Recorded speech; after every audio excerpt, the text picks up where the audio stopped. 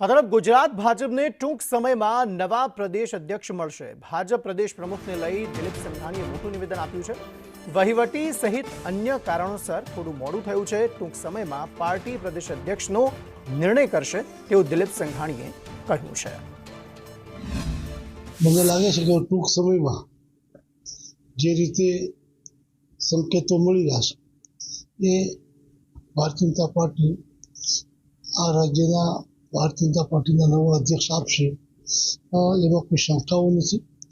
વહીવટી કે પોલિટિકલી કે અતિ વ્યસ્તતા સત્તાધારી પક્ષોના કારણે વ્યસ્તતા રહી એના કારણે થોડું મોડું થયું છે, પણ એના કારણે ભારતીય જનતા પાર્ટીને કોઈ હાલના તબક્કે નવી ચૂંટણીઓ નથી કોઈ જાતની, જેથી કરીને